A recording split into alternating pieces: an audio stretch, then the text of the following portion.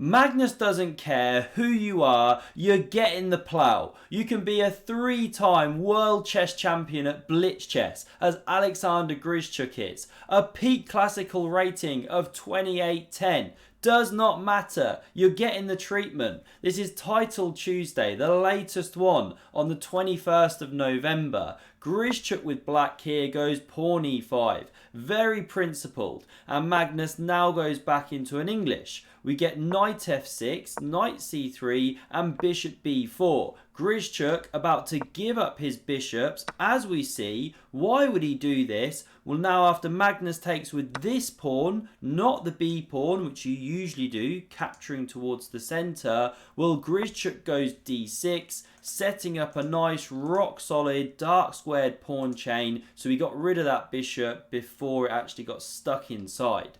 Now we see a very double-edged move from Magnus. So the computer wants g3 developing, but c5 played. Now there's a way to refute this, but Grischuk misses it. And it's the fairly simple move, if you have a bit of time to think, of e4. But you know, this is what Magnus does. He's taking people into positions where they've got to think on their own. They've not got the Silicon Overlord helping them. Now the problem here for white is that if you play the natural knight d4, pawn takes and your knight's getting kicked, etc. If you go knight g5, d5, h6 coming, great centre for black. So you have to go knight h2, that's miserable.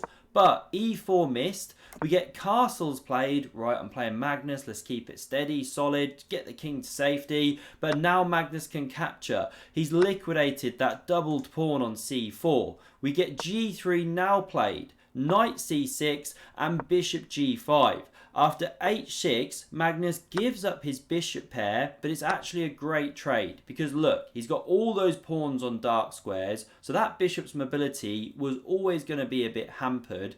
And with a pawn on c3 and not a knight on c3, white's never able to fight for these central squares quite so well. Therefore, this knight on f6 had great scope and g4 had been weakened. So we now see bishop g2. Now Grischuk carries on with e4. The knight hits this central outpost and we don't see a liquidation here. The problem with this is that Magnus is fine basically. His king can come to d2, he's fighting for the c file, f3 to come soon, etc. No issues. So instead, d5 played, setting up the big centre.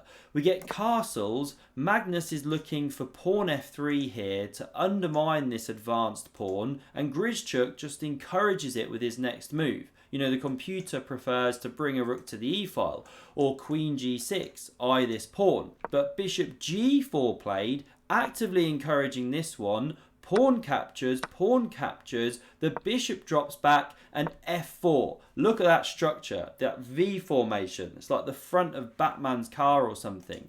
Now the king is exposed here. You know, it's lifted the kill. We've got a Scottish king today. The other day we had a Japanese kill. Could get drafty down here. But in compensation, Magnus has gained space and opened up this bishop. So we get rook a d8. Grischuk overprotecting his isolated queen's pawn, or IQP for short. He's got to watch out for that weakness. Queen d2 from Magnus, always connect your rooks. And now here Grischuk comes up with a great plan. You know, this is what the top guys do so well, short of time, what to do, what to play. Well, he starts with bishop f5.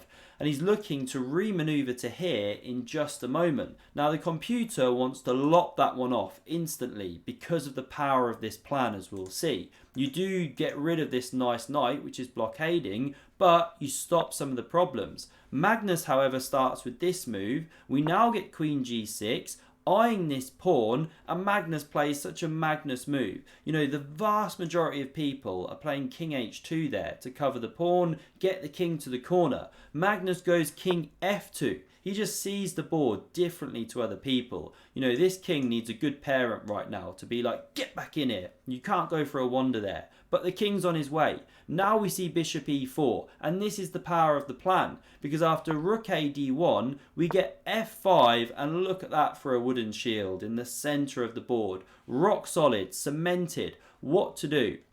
Well, the way Magnus plays here is absolutely masterful. And it starts with queen e2. That queen now spraying out in both directions. You can instantly see how it improved from when it was on d2. And after king h8, Magnus goes for the advanced plow, moving the pawn into that square, kicking the queen back, making g6 impossible unless you want a horrible structure down here. And now he goes rook d2. Just the most incredible prophylactic chess, tiptoeing on these few squares available, because after rook fe8, he's then got queen d1. You know, it slides back to the square that was vacated. Look at how he's gotten rid of the threats. And by keeping all these pieces on the board, he keeps tension. He asks his opponent to find a plan. We get king h7, more micro improvement with bishop f3, and now Grischuk goes for a move that explodes the game. You know, you can sit solid. Queen f8, pawn a6, but Grischuk goes knight e7. Now it is a nice maneuver. There are these ideas that the computer shows of knight g8 to f6, where that steed is sitting really pretty. This pawn can become weak later on if you're not careful. It is advanced. So Magnus seizes the opportunity. I mean, so few players in the world can do this in the same way. He senses, bang, I've got to push with c4, look for some play. Computer doesn't like it, but only for one move. Well, two moves. It says a6 is okay as well. But knight g8 is its preferred move, because you now open the rook to defend here, and the knight's heading here. And if captures, well, so what? Rook takes, you're still holding control of this square. Black's doing great, knight f6 coming. But Grischuk doesn't just go knight g8, not an easy concept. You know, your opponent's pushed, you want to react, pawn takes, very natural, open your rook, etc. But there's a problem, bishop takes on e4. This is Magnus's point. Now he takes with the rook. The smoke has cleared, material's level, but white's just getting those pieces into the game. I mean, the king's on f2, opposite the queen. How does Magnus get away with this stuff? Well, Grischuk now just getting a bit low on time, roughly a minute each. He goes wrong at the hands of the former world champion. He should go knight g8 or knight c6, but he goes knight f5. Looks natural, but ouch. Be careful of tactics with an exposed king. Magnus pounces in an instant. Can you see the winning move? I'm going to say it's winning, but by the way, there's so much play left in this game. Don't assume the result. Well, the move to play here to give a winning advantage at least is rook takes on e8. Well done. Well done if you found it. So if queen takes, well, you hang a knight. You've got to stay the protection. So if rook takes, not played, then there's queen c2. Pin and win. So the rook has to defend, and look how this one helps with the control. No g6. So g4 can come, you know, the piece is dropping off the board. Game over. So Grischuk doesn't touch the rook.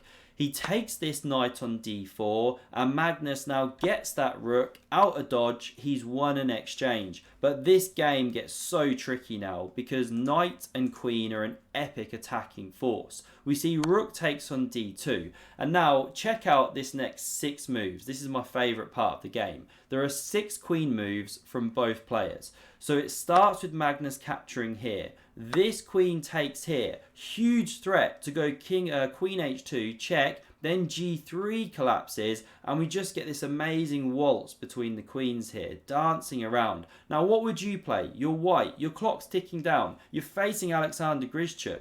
How do you get rid of this threat? You know, what do you do about it? What to play? And when I was looking at this, I was thinking, okay, maybe queen e2, try get these ones off. Yes, check, but you run with the king. You know, you keep everything protected and solid. But after takes with check, king runs. The computer says this is just a draw, basically. You know, perpetuals and things in the air. Such a powerful knight. So what does Magnus play? Well, not my rubbish move. He goes queen d5, and I just find this move incredible. Look at the time. He spends 1 second. I mean, they get some increment, 1 or 2 seconds. Awesome defensive technique because it centralizes, but after check, it slides all the way back. Look at that for a right angle. Magnus knows his geometry. Should be a mathematician or something, although Vladimir's already taken that post. But regardless, he brings the queen back to defend, and Grischuk can't swap those queens. So he goes queen h5, looking for a new kind of right angle here, invading down there, and Magnus just takes on b7. They can't stop moving their queens. Look at this dance. Magnus now slides back. Awesome defense. We get queen d2 check, queen e2, queen d4 check, and now king g2. Magnus sliding away with that king. Everything protected. g6 covers the knight, but ouch, that is not a rank you want to expose. Rook e4 now played. The queen has to move, pins the rook, so the king sidesteps, and now what to do to protect this pawn? You can't. If you go knight d6 to cover it and also hit the rook, well, you leave the protection of the e7 square, and this rook can start invading. It's nasty. So h5 played, natural idea, trying to crack open this structure here. You know, that pawn's like a tin opener, gives the king some room, but now this one drops. Of course, Grischuk checks. He can't let the ladies come off. We get rook d2 blocking, queen d1, queen c7 check, king h6, and you're not quite in time to pick up a pawn. You have to stay with this one. So the queen slides back, still centralized. Good blitz chess. Magnus up on the clock here. King h7, Grischuk shuffling, queen e4, king h6. How's Magnus going to make progress? Well, he starts with rook f2. Now that one doesn't have to be babysat. The queen can go wandering. a5 played, queen e5 attacks the a pawn. So Grischuk says, aha, I can go queen g4, go for some counterplay. Sure, take it, do your worst. I'm crashing through here. But oh my word, he's missed the mate in one. Queen h8 finishes the game. Ouch. Nasty, nasty, nasty move. Now, what should you have done? Well, queen d8 covers the mate. Or king h7. But all right, they're playing on seconds. You go for the counterplay. Oh, that's a cruncher. Beautiful finish. I absolutely love Magnus's blitz chess right now. It's just so exciting. Hit subscribe because I've got another game coming tomorrow, I think. Just an incredible opening he plays called the Barnes opening. You're going to love it. Thanks very much for watching. Do smash a like if you enjoyed this one. Really appreciate it. And check out the video on screen for another epic game of chess. Hope to see you again soon.